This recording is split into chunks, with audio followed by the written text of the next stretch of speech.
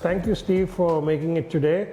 I'd really appreciate if you can give a quick intro about who you are and what your business is. And I know the topic is all around insurance, but it'll be good to hear from you about your business and your background for our audience. Yeah, thank you. No, thank you for the invite, and I'm honoured to be the first guest.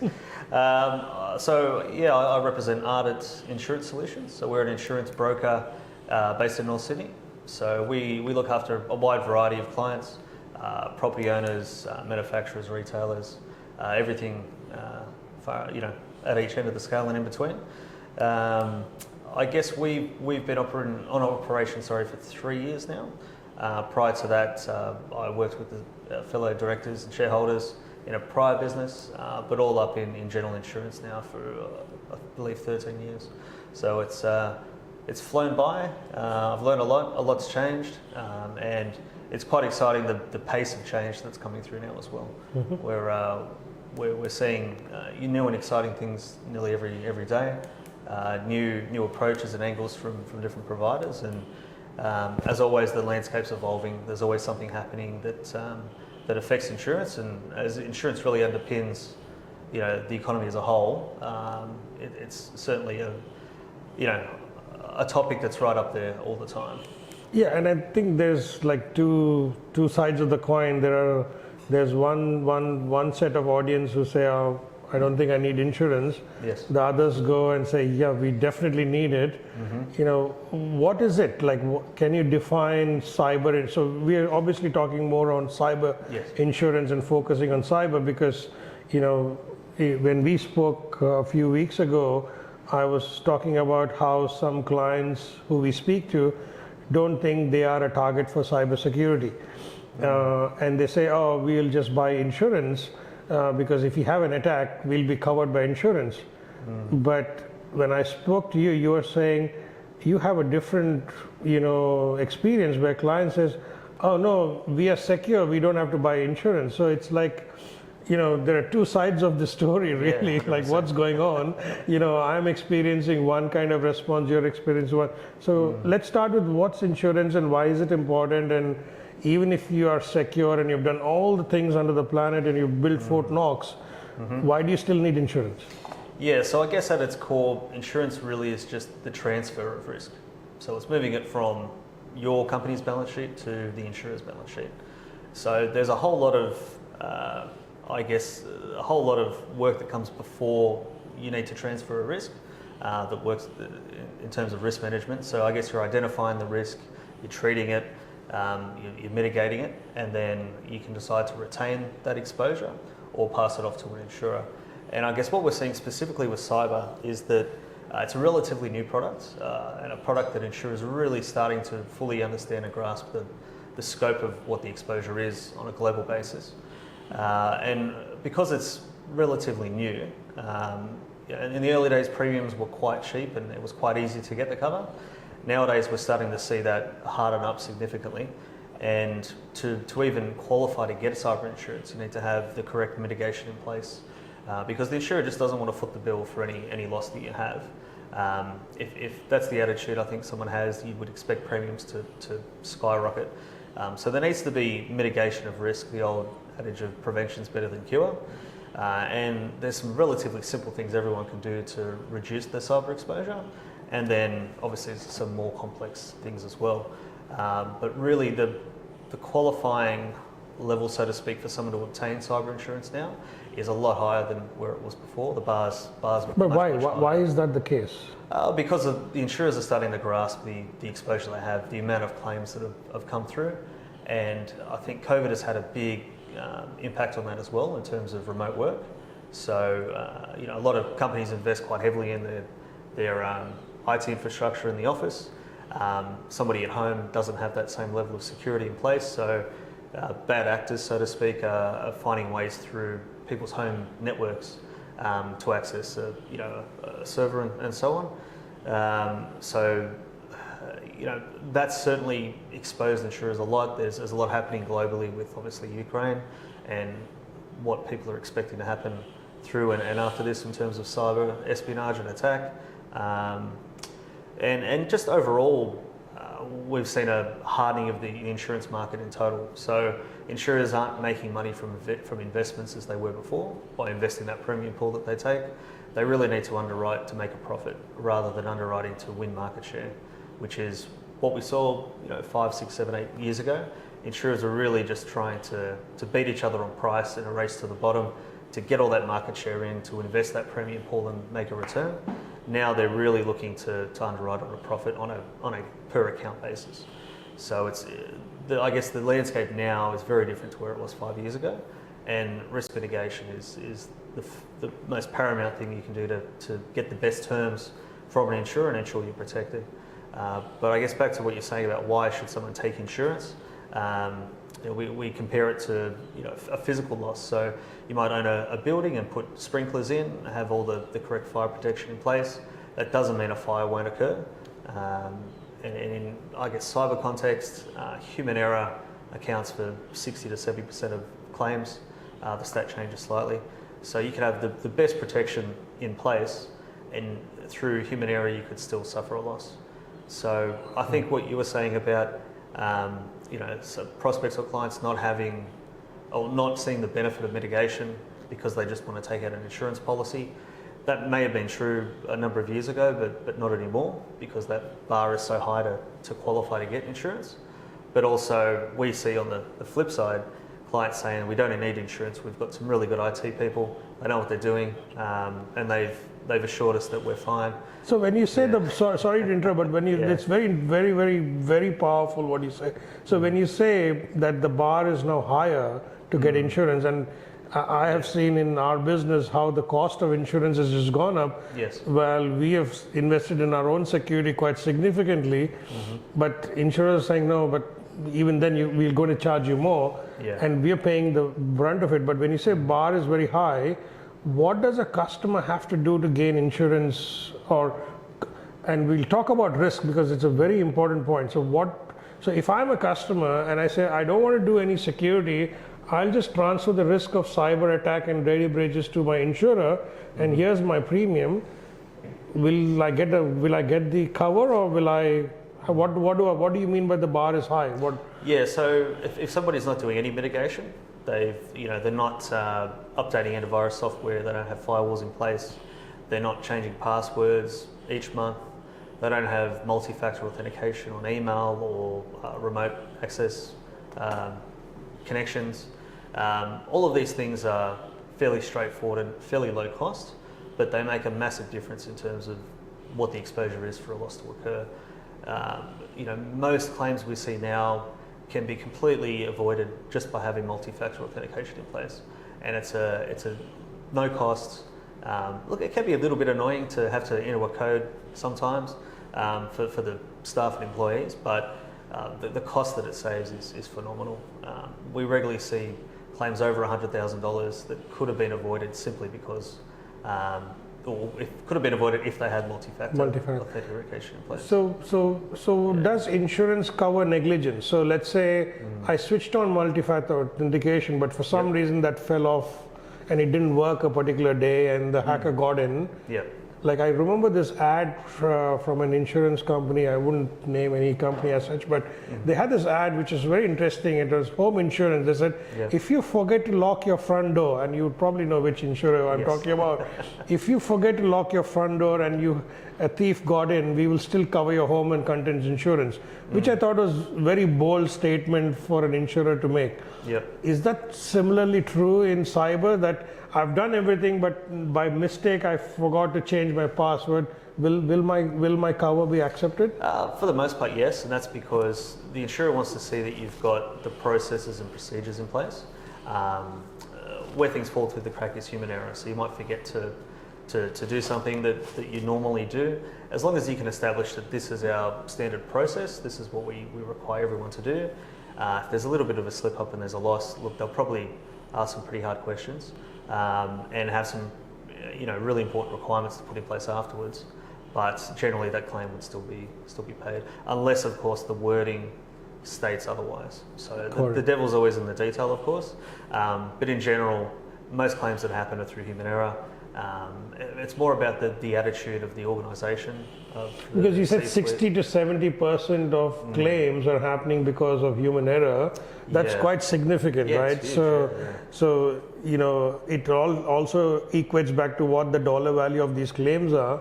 Because if I have too many human errors, then obviously, is it human error or is it a process failure or a process that actually doesn't even exist?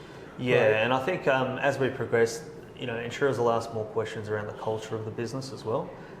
So if there's they are asking some of these questions now in regards to regular security awareness training. You know, what is the C-suite's attitude to cybersecurity in the workplace? And this is, well, it's already moved away from being a technology exposure to just a full stop exposure to a business. Yeah. You know, so directors really need to take this seriously as to something that they're responsible for. It's not just something they could offload to their technology officer or someone similar. But really, it's about the culture in the workplace, the processes and procedures, how proactive a client is in terms of avoiding a loss. And you know, insurers are seeing this, then they're happy to provide the coverage. But you mentioned, you know, just in your own business, with premiums are increasing, coverage is slimming down. So generally, when we see the market harden, which is where we are now, really it's you know, the premiums increase, the excesses increase, and the coverage shrinks. So the three avenues insurers use to limit their exposure. Sure. So certainly, if you put yourself in an insurer's shoes, if somebody's not doing all of the right steps to prevent a loss, that's a big exposure for you as the insurer. And if your capacity is limited and you're only able to provide a specific amount of capacity to the market, you really want to give that to companies and insureds that are doing the right things. And limit your potential exposure. It's like, you know, I'm paying insurance hoping that I'll get covered. Insurer is buying, selling the premium thinking that they don't have to pay the claim. 100%. You know, they're bookkeepers, basically. Exactly, right? You know, so let's go back to that topic about risk, transferring risk.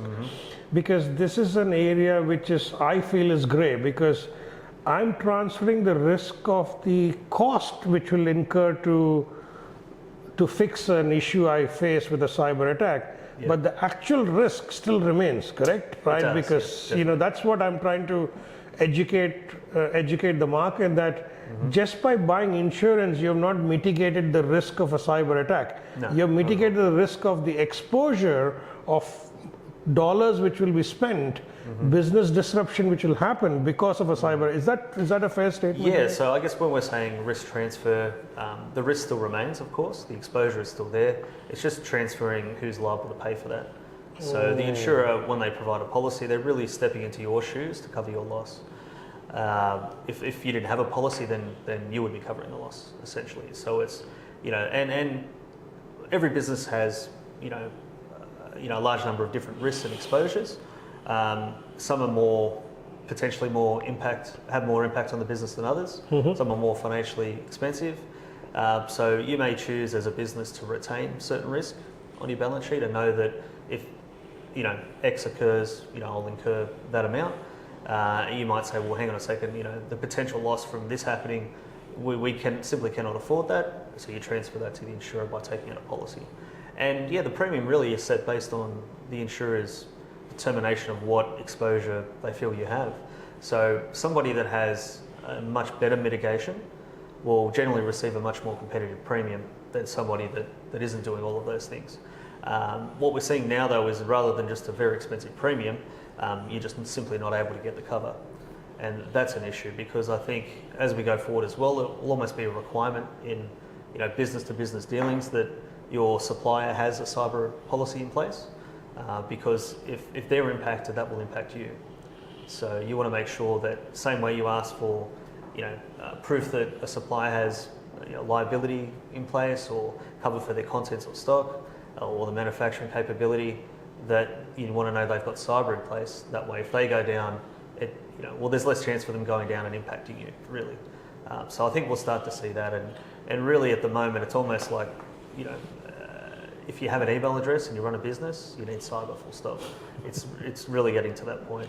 So when you say it's becoming difficult, are you saying the market also has shrunk in cyber insurers. So I remember you mentioned that there were 23 providers or 27, and now there are how many roughly? It depends exactly what we're looking at, but with specifically cyber, it was offered as almost an add-on in other policy classes. So management liability, for example, it was an add-on.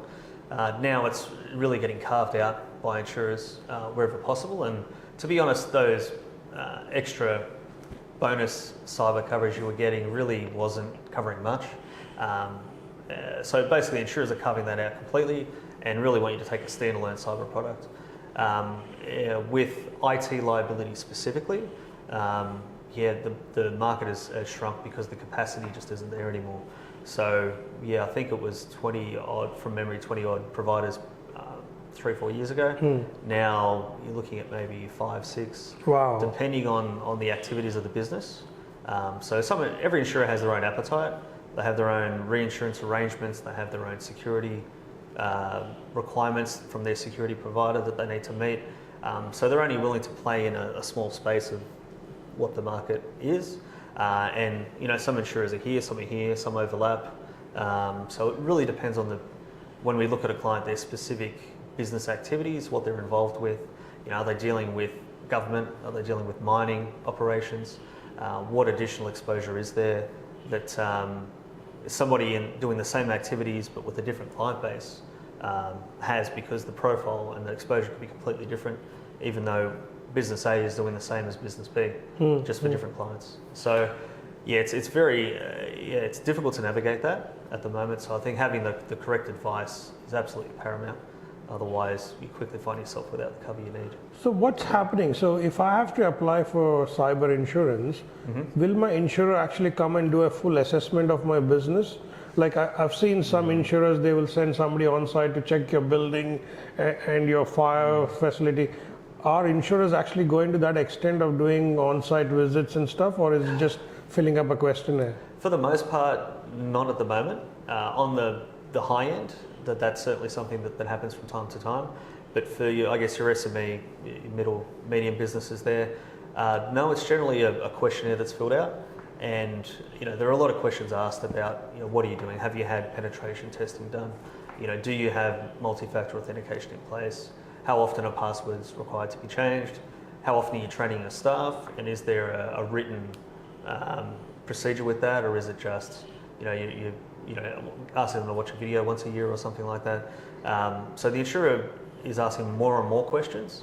I think we might get to the point where what you were referring to was with a property survey. So if you're insuring a building, the insurer wants someone to come out and have a look at what the exposure is. If you're doing all the right things, I guess you could quite easily translate that to cyber, and we might see that in the years to come. But right now, the insurer generally believes that if you've answered a question on the proposal form, that you're telling the truth and you're trying to hide something from them. And there's disclosure requirements with that anyway. So what if I say, yes, I have multi-factor authentication, yes, I have antivirus, yes, I have pen test, but I actually don't have any of this, and I have an attack? Yeah, so if you have a loss that occurs, the insurer will engage their panel to come and have a look at what's happened. What's a panel? It's like they're service providers. Yeah. So like an investigator, you mean, or a forensic analysis? Yeah, forensic IT generally. It depends on the type of loss that's occurred. But generally, they'd send an expert out there to have a look at what's happened. And the main purpose for that is to stop the loss, increasing.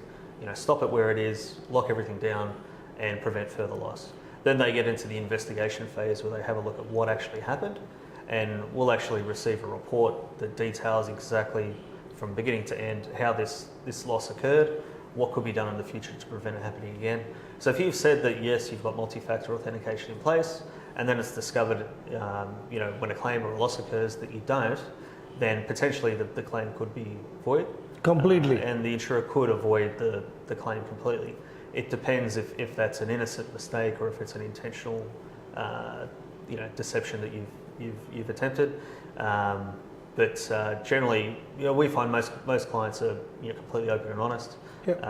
It's very, very rare for someone to actually intentionally mislead the insurer. So that's generally the approach now. Again, the way things are going, the market will only continue to get harder in the cyberspace. So capacity will reduce, the claims will increase. It's just it's a given.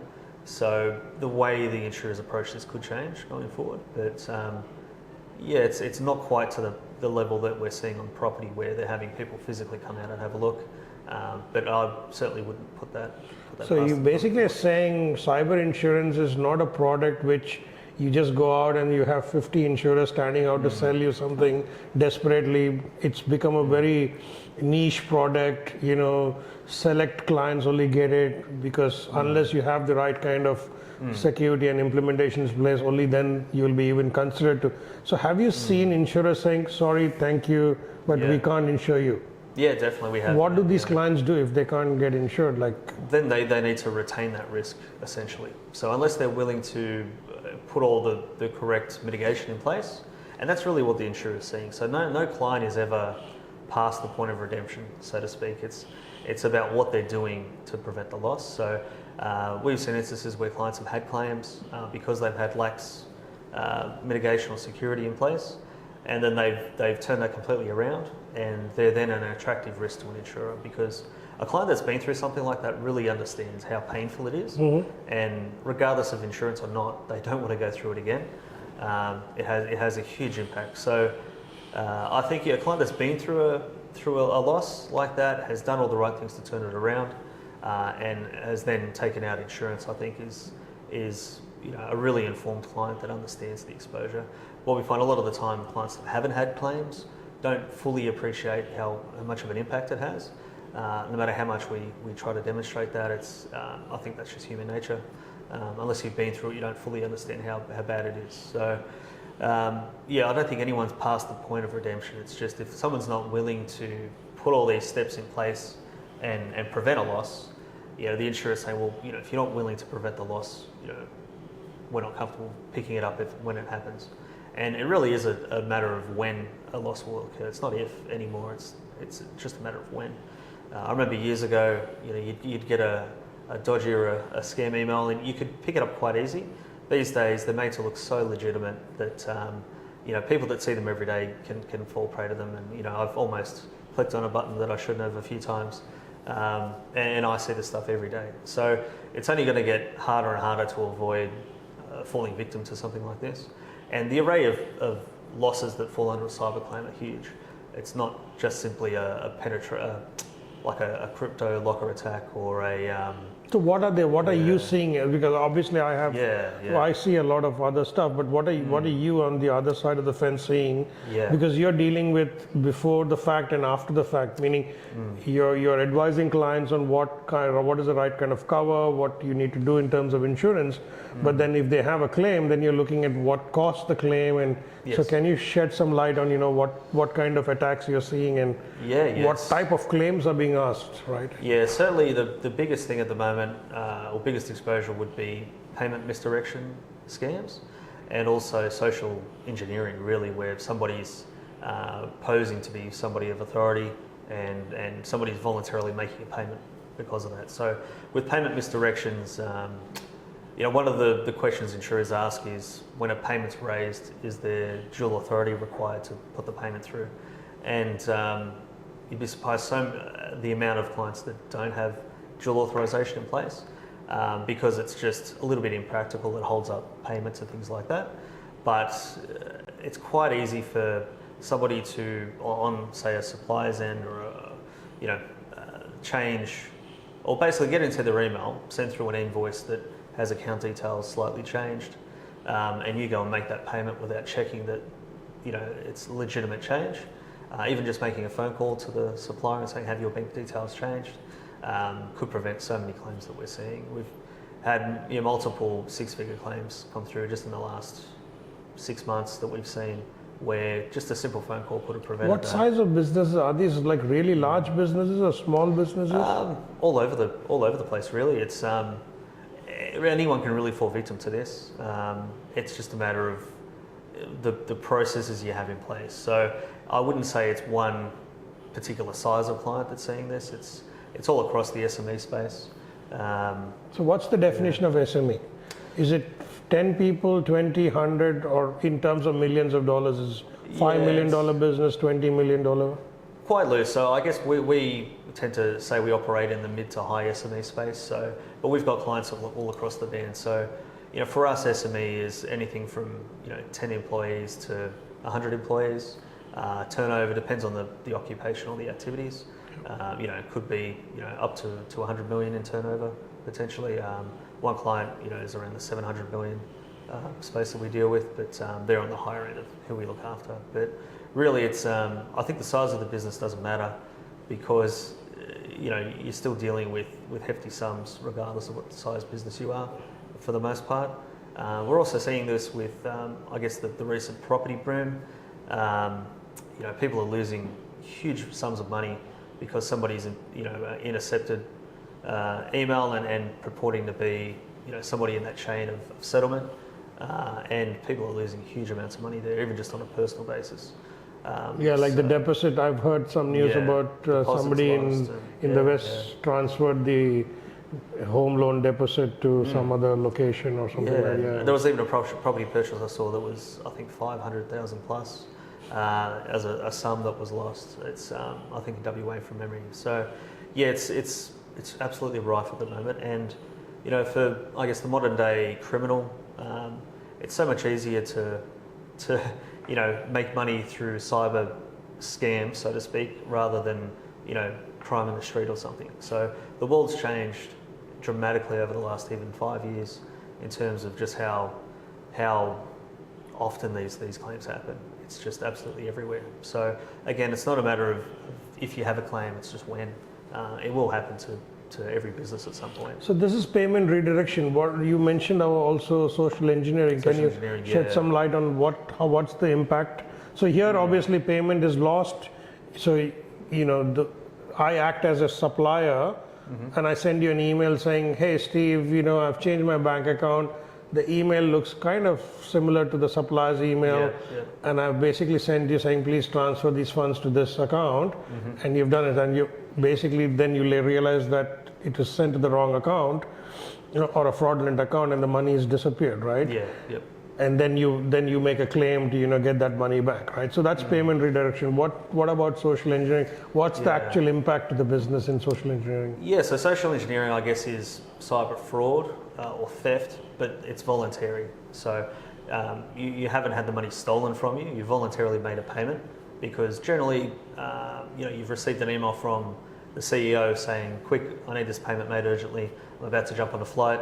And I can't be contacted for the next few hours. So generally what happens is there's email compromise occurs and somebody has access to that person's email, and they sit back and watch really how the business operates, who reports to who, how emails are sent, what language is used, and this bad actor, so to speak, impersonates the CEO or somebody else in a position of power and tricks you into making a payment that you shouldn't make. So that's not a theft claim, it's voluntary. There is basically an extension of cover on cyber generally that you have to take out to have that cover, but we're seeing huge amounts of losses in that space. So that's a separate kind of a policy and a cover, is it? It's not covered under whole cyber? No, it's part of cyber, but generally it's an optional extension. So you have to have that added onto the policy for cover to be put in place. Insurers don't have identical wording, so they're slightly different to each other. Some insurers will include that automatically, some won't. The limits on these. So as a user, how do I know? I go tell my clients I've got cyber insurance. Is there a checklist like you'll be covered if is there a list? Is there an easy checklist, if I can put it that way? For you to provide to your client to say, this is the cover I've got? So these are, I'm just trying to, it's like, I bought comprehensive insurance for my car. In general, I know what that covers, right? Basically, I can get third-party insurance. Third-party means any act I'm involved in, the third party is covered.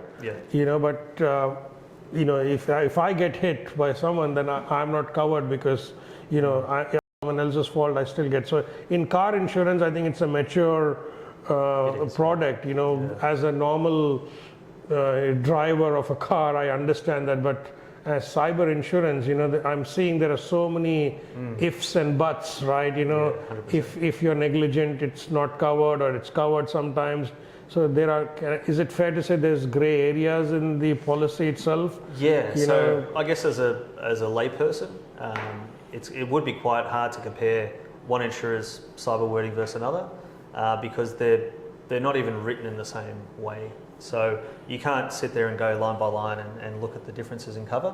It's really, you have to look at the policy, which is a contract as a whole, versus the other as a whole. So it's, I think getting the right advice from an insurance broker is absolutely paramount. And that's what you do. You can read and actually tell the difference and say, hey, Ajay, this is a much better cover and better value for money, right? That's how you can interpret. That's right. But it's not that one insurer is better value for money in all cases. It depends on the specific circumstances. So I guess something like motor insurance is very mature.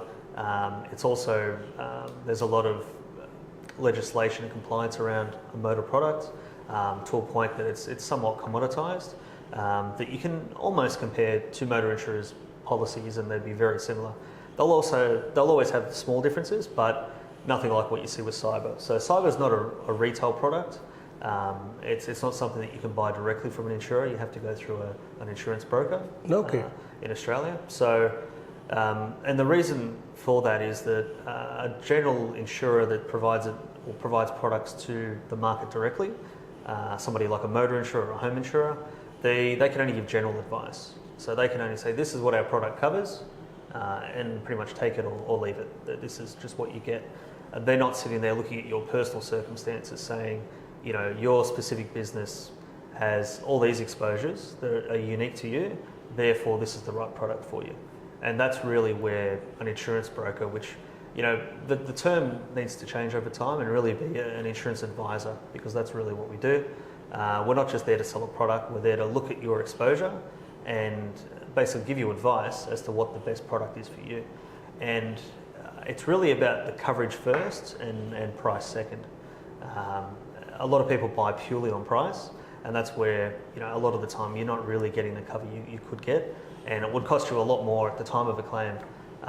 So you might save $200 going with this insurer, but at claim time it's going to cost you a hell of a lot more. So getting that right advice is very, very important, because as any business owner, you don't have time there to sit and understand and learn what a cyber policy is and what it covers, and compare 10 insurers' policy wordings and try to work out what's best for you.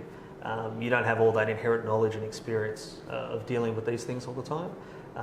So rather than you spend all your time, which is much better used somewhere else, running your business, you engage an expert to give you that advice. And also as well, if that broker gives you advice and for some reason there's a mistake made, they've got their professional indemnity insurance to protect as well. So whereas if you do all that yourself, even if you could purchase a policy directly, you don't have any of that protection in place, because you've made that error in choosing the product. But what I'm hearing is there are not many insurers anyway selling cyber, so you may end up with only one insurer. You have possibly, you really again, and it depends on your specific activities. What are you doing? And obviously, every business has an inherent risk that you simply cannot reduce. By doing what you do, there's a certain amount of risk. Then on top of that is the way you do business. So there's things that you have control of. So I guess the idea is with mitigation to reduce that outside exposure down to the core of what your business is and what it does. And anything more than that you've got no control over, unless you try something different as a business. But it's about controlling what you can and understanding and knowing that, okay, I've got this exposure. I've chosen to not insure that for whatever reason, but I'm aware of it. That's so because there are certain businesses, like our business, we can't operate without cyber. Even if I choose to, if I say, we'll accept it, there's no way we can, because our customers expect us to have that insurance, right? Yeah, exactly. So, and then there are clients out there who I work with who are free will, as in they can choose to have insurance or not, They can choose to have cybersecurity or not, right? Yeah.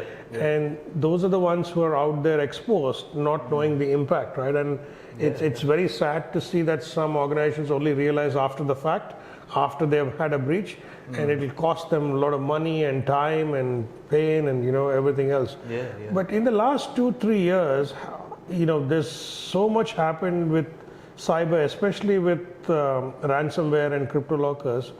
What's been you mentioned the redirection of funds and the social engineering. Is that the order, and next is ransomware, or ransomware is actually gaining more traction? I would say as a general trend, ransomware was right up there until maybe a year and a half, 2 years ago, when we started to see payment misdirection and social engineering take that over. It's certainly the most common exposure that we see, but that doesn't mean that the other avenues of loss have gone anywhere else. Certainly people are trying to make good money from using ransomware against people. I think now with the adoption of cryptocurrency becoming more mainstream, they're getting a lot more brazen, so they're asking for a lot higher amounts than before. And generally as well, I guess 4 or 5 years ago, the demand might be for $5,000 of Bitcoin. It's much more than that these days. And generally, when somebody's infiltrated your system and they've got access to all the information they do, generally that includes your financials as well. And so they know how much money you've got, and they know how much to ask for a ransom. So they know you can pay up. So I guess the people that are committing these acts are a lot more deliberate and educated now, and they know what to do and how to push people's buttons. One thing with ransomware is there is talk of the potential for ransoms to be outlawed. So because insurance companies, if it makes sense, are paying these ransoms if the information can't be recovered another way.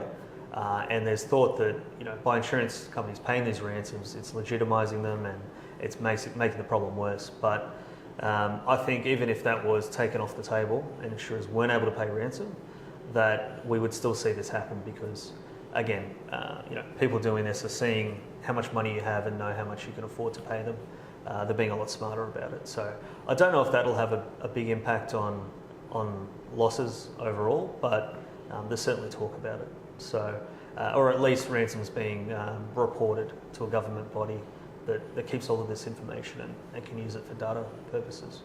So it's it's certainly a landscape that's changing all the time. So is there an industry specific, right? Are these, in your experience, looking at your the clients you deal with, whether they are your clients or you've just advised them, have you seen a kind of a pattern of payment reduction for this type of companies and social engineering?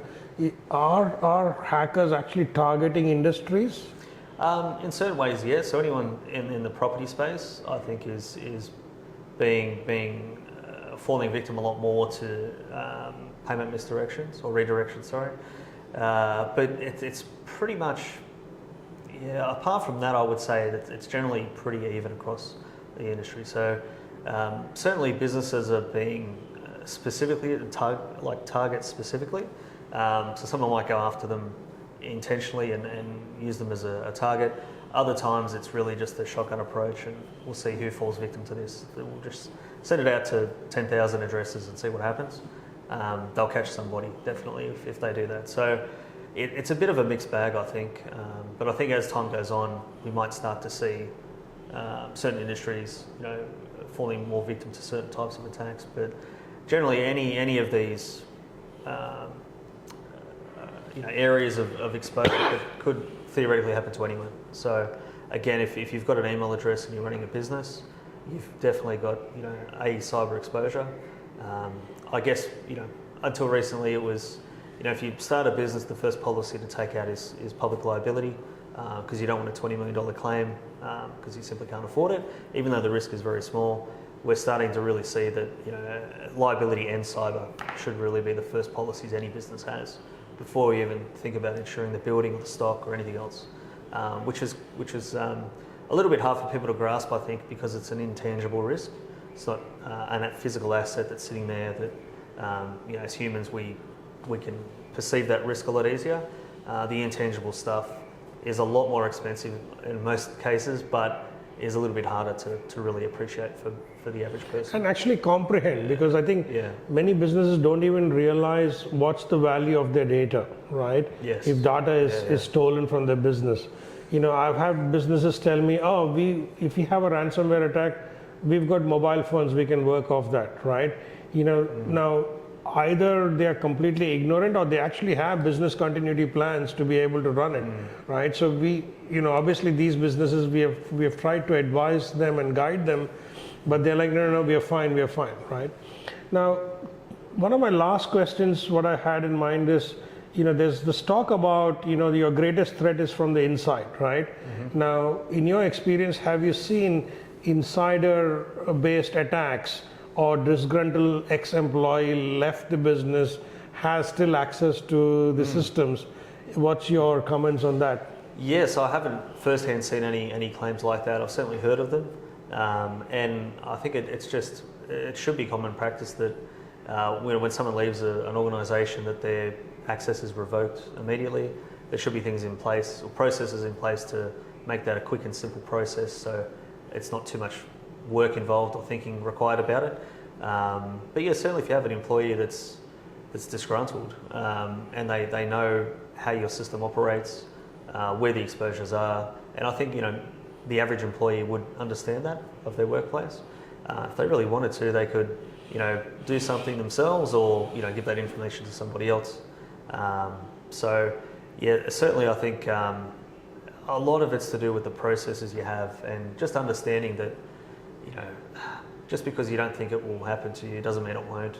It will at some point, and if you can prevent that happening with a no cost or low cost solution, why would you not do it? It's a no-brainer in our opinion. It might just take a little bit of time to get those processes in place, but there's obviously places to go to get that advice from someone like yourself or from their insurance broker, to understand where the exposure is, and even if they don't take out an insurance policy, doing what they can to prevent the risk. Again, prevention's better than cure. Yeah, it's true, definitely. No, wonderful. Thank you, Stephen. But the jury is still out whether customers will buy insurance or will do cybersecurity. They need to do both. They need to do both. but we'll know as we go. But really, thank you so much sparing your Friday afternoon, coming and having this chat with us. This is Stephen again from Ardent Insurance. So thank you to our audience who have spent time listening on this podcast or knowledge series. So thank you, Stephen, and enjoy your Friday. No worries. Thank you. Thank you, Ajay. Yeah, bye-bye. Cheers.